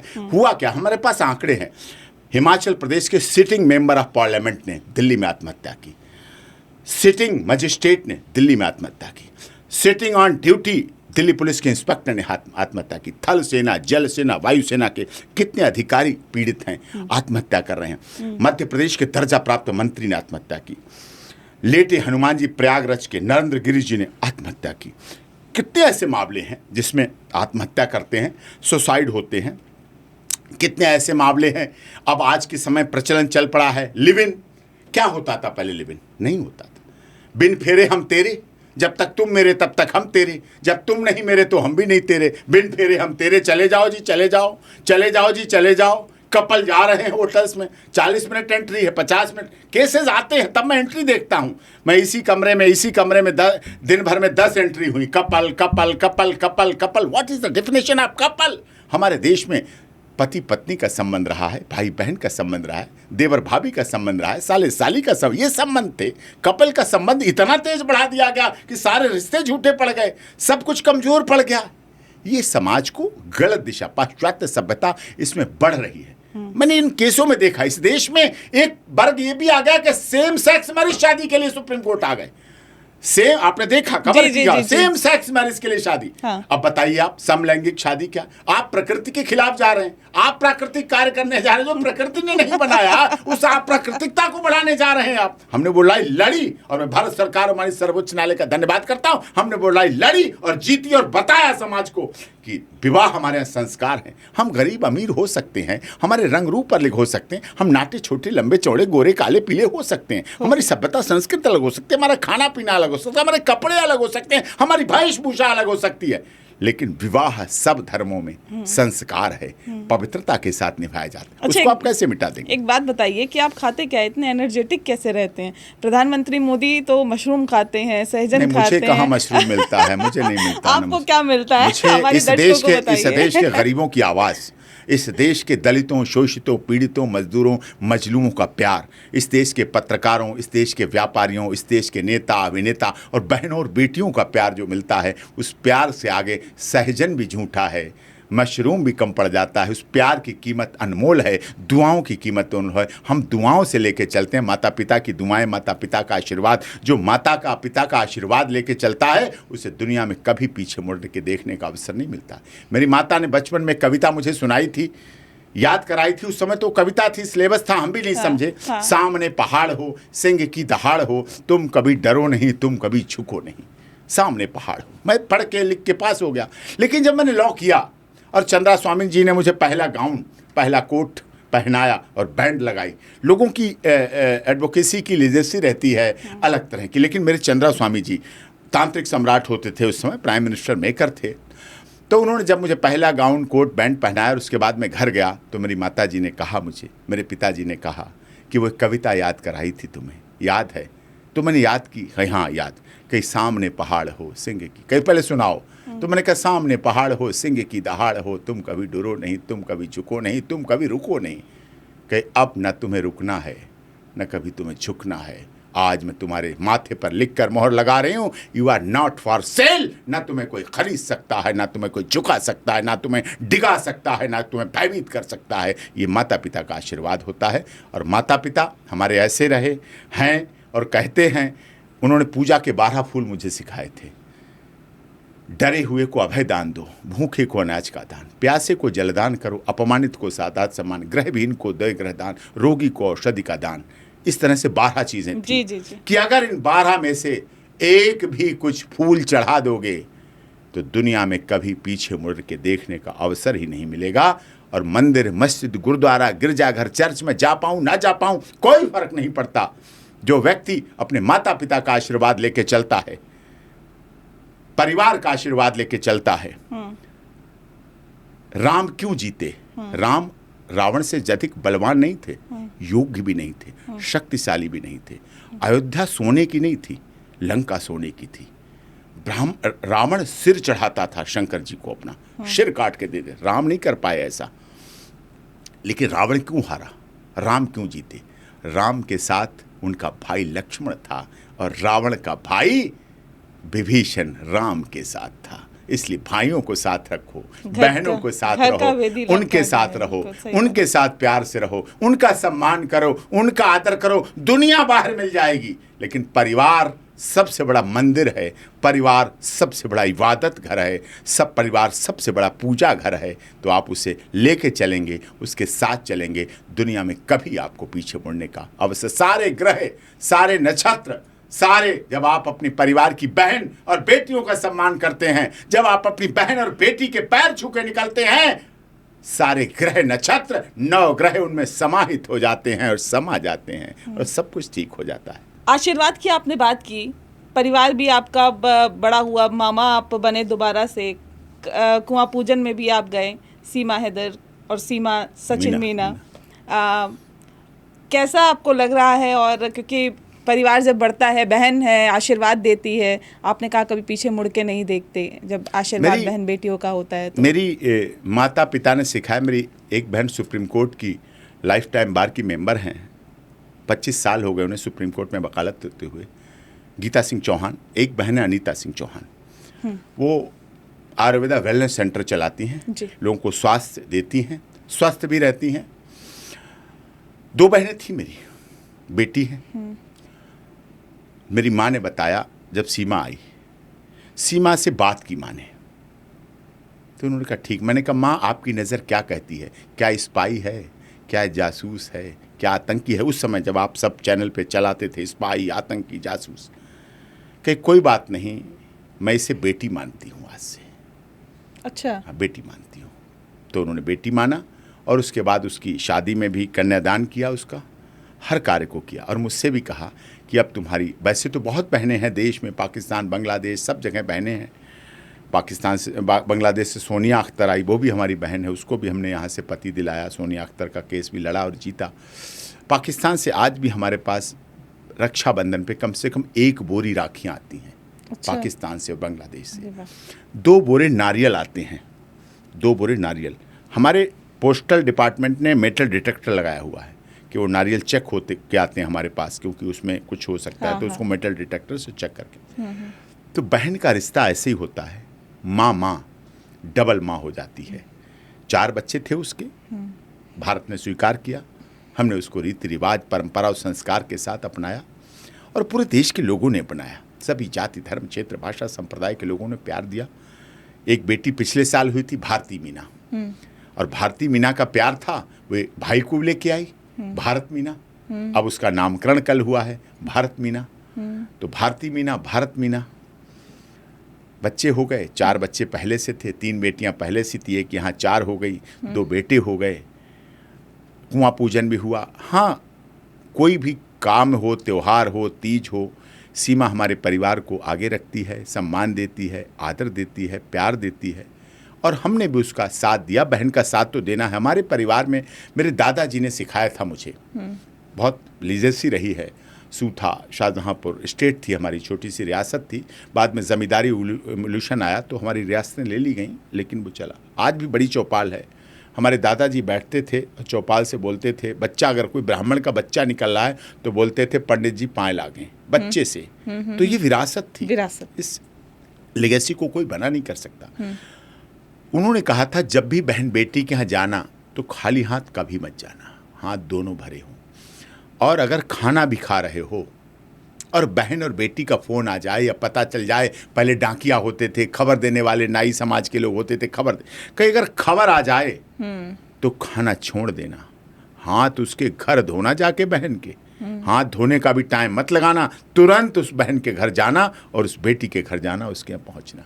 हमने उस रीति रिवाज को अपने जीवन में बांध लिया, हमने अपनी गांठ में बांध लिया और हम उसका निर्वाह कर रहे हैं और जीवन भर करते रहेंगे। और मैं कह रहा हूं आपके चैनल पे, आप बेहतर से बेहतर जांच कराइए, आप NIA से जांच कराइए, विदेश मंत्रालय से जांच कराइए, आप देश के 1 नहीं, 2 नहीं, 4 नहीं, 5 जुडिशियल न्यायिक जज जो हमारे रिटायर्ड हाईकोर्ट के जज हैं, उनकी निगरानी में जांच कराइए। अगर सीमा दोषी है, अगर सीमा स्पाई है, जासूस है, आप डबल फांसी दीजिए उसको।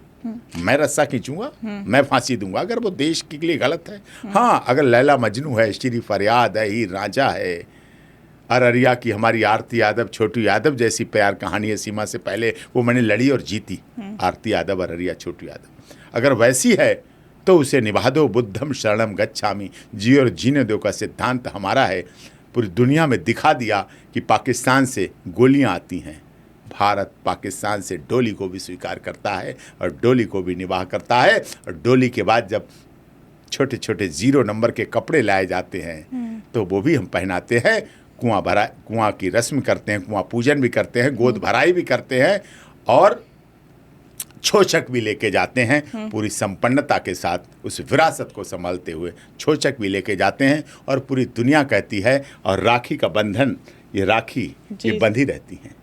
लोग 8 दिन 9 दिन राखी बांधते हैं। डॉक्टर AP सिंह अपनी बहनों की राखियां पूरे साल बांध कर रखता है और जब अगला रक्षाबंधन आएगा ये राखी खुलेगी और सीमा दूसरी राखी बांधेगी। दुनिया देखेगी जब वो राष्ट्रीय ध्वज लहराती है, भारत माता की जय करती है और कभी कभार उसके दुख के कारण से, उसकी पिछली जलाल की जिंदगी से पाकिस्तान मुर्दाबाद निकल जाता है, तो लोगों का सीना तो फटना ही है, वो तो फटता ही है। और भारत तो जिंदाबाद था, है, रहेगा। और हिंदुस्तान तो सबका साथ, सबका विकास और सबको आसरा देता है। अंगुलीमाल डाकू की, जैसे महात्मा बुद्ध की कहानी हम बोलते हैं, तो महात्मा बुद्ध एक बार जंगल से जा रहे थे।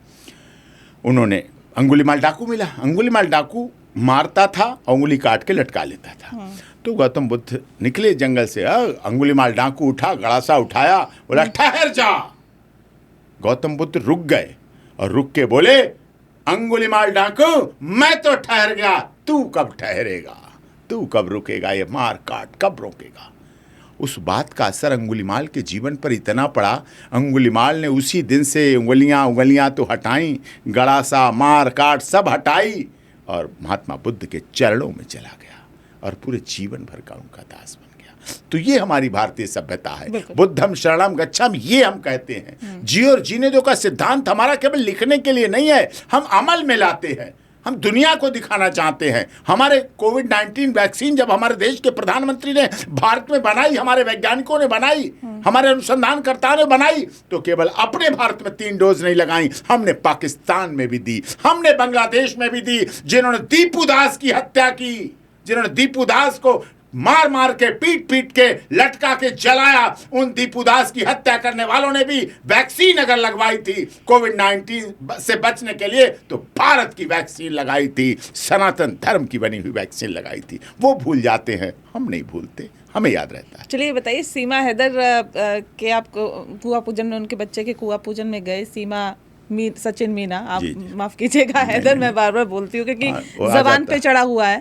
लेकिन अब जब वहाँ पे आप कुआं पूजन पे गए तो भाई होने के साथ क्या फर्ज आपने निभाया? सारे फर्ज होते हैं, रिचुअल सारे होते हैं। क्या लेके गए थे तो बता दीजिए। कपड़े जाते हैं, सामान जाता है, मिठाई जाती है, माँ बना के देती हैं, वो सब जाता है, वो सब दिया जाता है। सारे रीति रिवाज हैं, परंपरा है, उसको निभाया जाता है। कुआं पूजन होता है। और कुआं पूजन भी क्या है? हाँ। ये पीपल पूजन क्या है? ये बरगद पूजन क्या है? हाँ। हमारे सनातन धर्म में सबको जोड़ के रखा है। कुआं का मतलब कुएं से हम पानी लेते हैं, पूरे जीवन भर लेते हैं, इसलिए कुआं की पूजन करते हैं जब कोई अच्छा अवसर होता है। पीपल को हम धागा क्यों बांटते हैं, बरगद को धागा क्यों बांधते हैं और जल क्यों चढ़ाते हैं? एक संदेश है कि हम ऑक्सीजन, कोरोना काल में आपने देखा पीपल की कीमत लोगों के समझ में आई, बरगद की कीमत समझ, जब ऑक्सीजन खत्म हो गई, जब हमारे सिलेंडर खत्म हो गए, जब हमारे साथ ये समस्या आई, तो हमें वही पीपल याद आए, वही बरगद याद आया, वही गांव याद आया, वही खेत गांव याद आया, वही खलिहान हमें याद आया और वही हमारा पुराना। हम महाराष्ट्र पहुंच गए, हम पंजाब पहुंच गए, हरियाणा पहुंच गए, लेकिन हम वापस पैदल चलकर फिर गांव भी पहुंचे और गांव ने खुले मन से कहा, आओ मेरे गांव के वासी, मेरे पास आओ, मेरी चौपाल पे बैठो, तुम्हें मैं कोरोना से बचाऊंगा, तुम्हें मैं भोजन भी दूंगा, मैं तुम्हें जीवन भी दूंगा, मैं तुम्हें परिवार भी दूंगा। लोगों ने फिर से अपने घर सही किए, जो छोड़ आए थे, जिन्हें छोड़ के आए थे। आज लोगों के प्रति, गाँव के प्रति रुझान बना। अभी CNG इजराइल और ईरान और इराक उसमें युद्ध में अमेरिका के CNG बढ़ी, गैस बढ़ी, LPG बढ़ी, पेट्रोल बढ़ने जा रहा। अब लोग फिर से चूल्हे की याद करने लगे।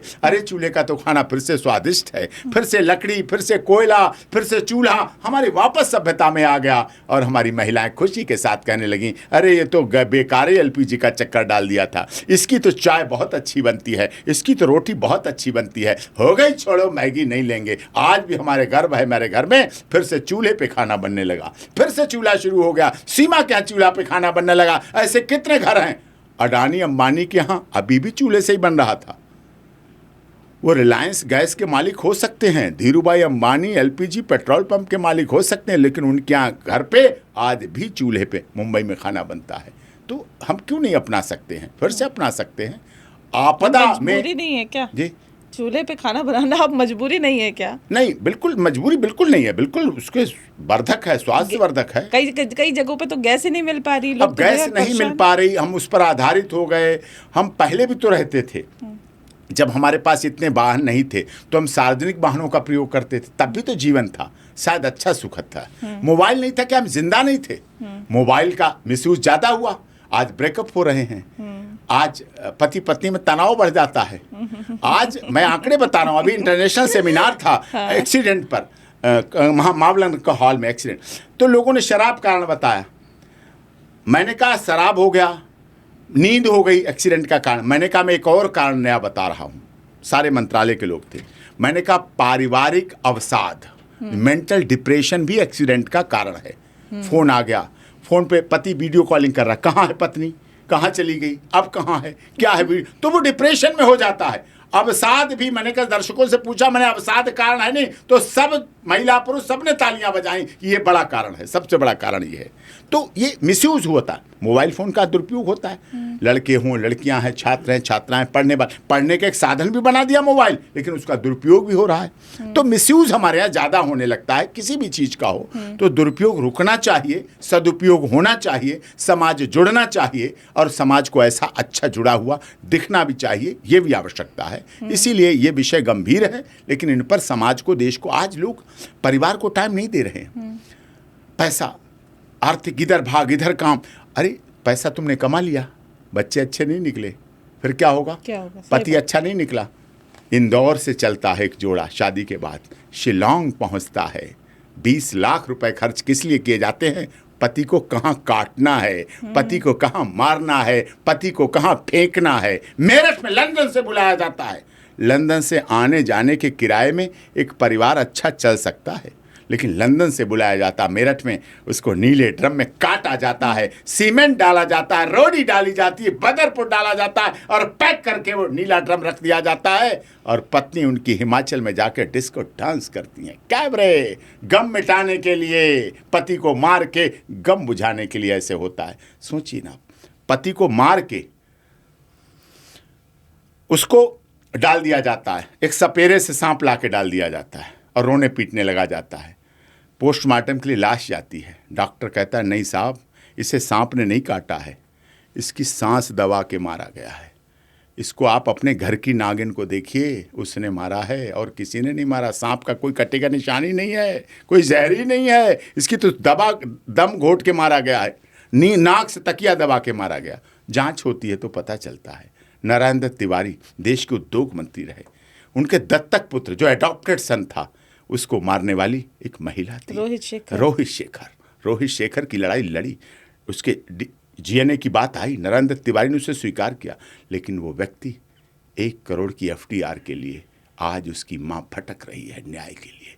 उसको मारने वाली उसकी धर्म पत्नी थी, मानव शर्मा, आगरा के मानव शर्मा की बहन और पिता न्याय के लिए भटक रहे हैं, न्याय के लिए दौड़ रहे हैं, न्याय के लिए तलाश में हो रहे हैं। डिब्रूगढ़ में एक पायलट, ऐसा पायलट जिसको जो एयर सर्विसेज सिखाता था, गुड़गांव का रहने वाला, अपने माँ बाप का इकलौता बेटा, गुड़गांव की रहने वाली पत्नी उसकी बड़े चाव से शादी करके जब डिब्रूगढ़ ट्रांसफ़र होके पहुंचा, उसकी पत्नी ने इतना टॉर्चर किया कि उसे आत्महत्या करनी पड़ी, मानव शर्मा को आत्महत्या करनी पड़ी। क्या कारण थे ऐसे? जो हमारे वैवाहिक संबंध, हमारे वैवाहिक ताना, हम तो पति पत्नी दिया और बाती बताए गए कि वो दिया और बाती की तरह हैं। हमारे देश की तो पत्नियां करवा चौथ वाले दिन चांद से लड़ जाती हैं, इंद और एमरात से लड़ जाती हैं और चांद को देखकर अपने पति की उम्र मांग लेती हैं, पूरे दिन भूखी प्यासी रहती हैं। हमारी तो ये सभ्यता थी, हमारी तो सत्यवान ने, सीता ने, सावित्री ने यमराज से लड़के अपने पति और सास ससुर की उम्र मांग ली। हमें तो ये पढ़ाया गया, हमें तो सुदामा का चरित्र पढ़ाया गया, हमें तो भरत का चरित्र पढ़ाया गया। खड़ाऊ रख के आज राजनीति और सत्ता के लिए लोग क्या करते हैं? खड़ाऊ रख के कोई 14 वर्ष तक राज कर सकता है अयोध्या पे? हाँ, हमारी सभ्यता कर सकती है, हमारे राम के भाई भरत कर सकते हैं, हमारे राम के भाई लक्ष्मण 14 वर्ष तक अपनी पत्नी को छोड़कर अपने भाई के PSO, security guard, security officer, NSG commander बन के चल सकते हैं। हमारी देश की सभ्यता है, हमारी देश की संस्कृति है और उस पर हमें गर्व है और हमें इसीलिए हमारी भारत की सभ्यता संस्कृति महान है। लेकिन आप ये भी कहते हैं कि ताजमहल में नीचे शिव मंदिर है। हाँ है, शिवलिंग है, इसमें तो है। एक बात बताइए, अगर मकबरा होता है तो मकबरा में 27 कमरे कहीं बनाए जाते हैं? क्या आत्माएं वहां रुकती थी? क्या 27 और दोस्त थे क्या? मुमताज के 27 कोई दोस्त थे क्या? वो भी वहीं मरे थे क्या? उनके कमरे बने हुए हैं। ताजमहल में भी नीचे तेजो महल मंदिर है शिव जी का, और कुतुब मीनार के नीचे भी जैन समाज का मंदिर है, कुतुब मीनार भी है। जामा मस्जिद के नीचे भी मंदिर है। और वो लड़ाई में लड़ रहा हूं, आपने देखा अजमेर शरीफ दरगाह नहीं, वो अजय मेरू है। अजय मेरू पृथ्वीराज चौहान की राजधानी है और वहां इस्लाम में भी कोई पक्की दरगाह की कंसेप्ट है ही नहीं, बिल्कुल नहीं है। और वहां शिव जी का मंदिर है, अजमेर शरीफ दरगाह नहीं। और महाप्रताप सेना उसकी लड़ाई को लड़ रही है और हमारा केस एडमिट हुआ है। हमने याचिका महामहिम राष्ट्रपति जी क्या लगाई थी और उस याचिका के आधार पर आगे बढ़कर हमारा कार्य हुआ है। हमारी अजमेर की जिला न्यायालय ने हमारी याचिका को एडमिट किया है और उसके बाद दरगाह के लोगों ने वहाँ तोड़फोड़ शुरू की। जो शिवलिंग है सतिया बना हुआ है, नंदी बना, नंदी कहाँ होता है? नंदी तो जहाँ शिवलिंग, ओम नमः शिवाय कहाँ होगा? ओम कहाँ होगा? ये सब लिखा 2.5 दिन का झोपड़ा में। संस्कृत के श्लोक कहाँ होंगे? सब लिखे। अब उनको ग्राइंडर्स कराना शुरू किया, तोड़ना शुरू किया, खुर्द बुर्द करना शुरू किया। इसके लिए हमने डीएम जो कलेक्टर है अजमेर और एसपी अजमेर को और डीआईजी जो जयपुर में, उनको भी लिखा है, लिख के दिया है कि उसको सीसीटीवी कैमरे लगाए जाएं और उस कैमरे पे नियंत्रण किया जाए और उस हमारे इतिहास को रोका जाए, जिससे हमारी जब आर्कियोलॉजी डिपार्टमेंट कार्य करेगा तो सब कुछ सामने। निश्चित तौर पर हमारी याचिकाकर्ता ने साफ कहा है, अगर अजमेर शरीफ के नीचे दरगाह में शव है तो तुम ले लो, अगर शिव हैं तो हमें दे दो। कितनी साफ सी बात है। और शिव हैं, शिव जी की वहाँ शुक्ला परिवार है, पूजा अर्चना करते थे। पृथ्वीराज चौहान महाशिवरात्रि और उस पर जाते थे, सोमवार को पूजा होती थी, शिवलिंग होती थी, पूजा सभी जानते हैं सब। और वहाँ की सब कुछ पुष्कर धाम सबको पता है, हमारी प्राचीन सभ्यता संस्कृति है। मुगल आए, आतंकी आताताई आए, आक्रमणकारी आए, उन्होंने सोमनाथ मंदिर तोड़ा, अयोध्या तोड़ा। कृष्ण जन्मभूमि की लड़ाई में लड़ रहा हूँ। कृष्ण जन्मभूमि का केस इलाहाबाद हाईकोर्ट में चल रहा है। हमारे परम पूज्य याचिकाकर्ता दिनेश फलाहारी जी हैं, नंगे पैर रहते हैं। गर्मी भी, जून के महीने में कोई नंगे पैर कैसे चल सकता है? फलाहार पे रहते हैं, अन्न का ग्रहण नहीं करते, अन्न का दाना नहीं ग्रहण करते, इस आशा और विश्वास के साथ कि उनके न्याय हो, उनके साथ न्याय हो और उनको राहत मिलेगी इस मामले में, इसमें उन्हें मिलेगा। तो हम कृष्ण जन्मभूमि की याचिका लड़ रहे हैं अयोध्या में। और हमारी दूसरी याचिकाकर्ता हैं नीतू चौहान जी, रुक्मणी देवी की वंशज हैं, उनकी भी याचिका हम वहाँ लड़ रहे हैं। चल रहा है हमारा कार्य। कृष्ण जन्मभूमि जल्दी निपटे, जैसे अयोध्या का निपटा है, संभल में हुआ, वाराणसी में हुआ, काशी में हुआ। ये हमारी प्राचीन मंदिर थे, इन पर मुगल आए, आताताई आए, आक्रमणकारी आए और उन्होंने कब्जा किया और हमारे जो कहा जाता है लाखों जनेऊ काटे गए। इसका क्या मतलब? इस देश में लाखों ब्राह्मणों को मारा गया, क्योंकि ब्राह्मण धर्म का बड़ा उपासक होता है। ब्राह्मण खुद राजा नहीं बनता है, ब्राह्मण राजा बनाता है। राइट। चंद्रगुप्त को बनाया, सबको बनाया, राजा बनाता है। और हमारे ब्राह्मण 101-51 रुपए में वो ग्रह नक्षत्र की बात बता देते हैं जो नासा करोड़ों रुपए लेके भी नहीं बता पाता है। हमारे ब्राह्मण में ताकत है। गरीब की बेटी की 21 रुपए में शादी कन्यादान करा के भेज देते हैं और वो बेटी जब विदा होके जाती है तो हमारा ब्राह्मण उससे ये कह देता है, बेटी तू ससुराल से जा रही है, तेरी डोली जा रही है, वहां से तेरी अर्थी आएगी, वापस मत आना। और बेटी वो पंडित जी की बात को अपने गांठ में बांध लेती है, चली जाती है, वहां भूखी रहती है, प्यासी रहती है, पिटती है, रहती है। जब जीवन होता है, आप गर्भावस्था को समझ सकते हैं। जब वो गर्भावस्था में होती है तो माँ क्या सोचती है अपनी ससुराल में कि पता नहीं मैं बेटा बेटी के जन्म के समय उसे देख पाऊंगी या नहीं देख पाऊंगी। वो ऐसा समय होता है। पति सोचता है पता नहीं मेरी पत्नी बचेगी या नहीं बचेगी, जच्चा बच्चा नहीं बचेगा। माता पिता उसके मायके में सोचते हैं अब 9वां महीना लग गया है, अब पता नहीं किस दिन खबर आएगी, हमारी पता नहीं कहीं बेटी बचे ना मेरी।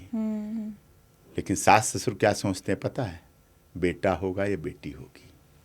सास ससुर ये सोचते हैं बेटा होगा या बेटी होगी। उन्हें इससे नहीं मतलब ये किसी की बेटी बचेगी या क्या होगा। वो पुनर्जन्म होता है, उस जगह रहकर वो बेटी अपने परिवार को चलाती है और 2 कुलों को संभाल के रख जाती है, 2 कुलों की रीति रिवाज और परंपरा को जिंदा कर जाती है और बड़ी बड़ी मिसालें बन जाती हैं। उनमें से सोनिया गांधी भी एक मिसाल है।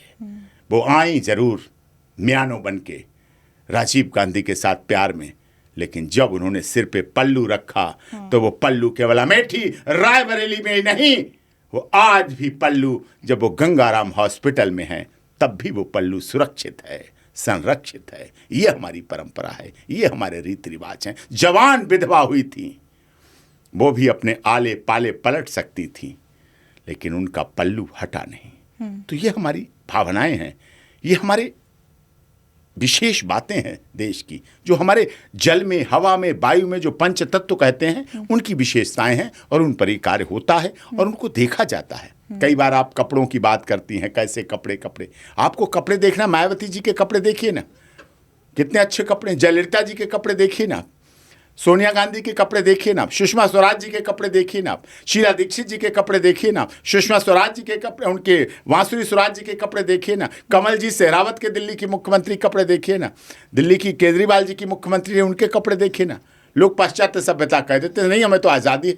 अरे साहब, जब इनको आज़ादी नहीं तो आप क्यों उतने उसमें आते हैं नगरता में? पाश्चात्य सभ्यता में लोग आ जाते हैं। हमारी सभ्यता संस्कृति अच्छी रही है, उसको हमें अपनाना चाहिए और उसको जीवन में चलना चाहिए। जी चलिए, बहुत बहुत शुक्रिया आपका AP सिंह जी। आपने बहुत ही विस्तार से तमाम मुद्दों पर अपनी राय रखी और हमेशा की तरह, जैसा कि आप जाने जाते हैं बेबाक अंदाज के लिए और बहुत ही बखूबी अपनी बातों को रखते हैं, उसके लिए आपका बहुत बहुत शुक्रिया। आपको, आपकी टीम को बहुत बहुत धन्यवाद, आपके दर्शकों को भी बहुत बहुत धन्यवाद। और इसी के साथ इस पॉडकास्ट में फिलहाल के लिए इतना ही। हम फिर हाजिर होंगे एक नई शख्सियत के साथ, तब तक के लिए हमें दीजिए इजाज़त। नमस्कार।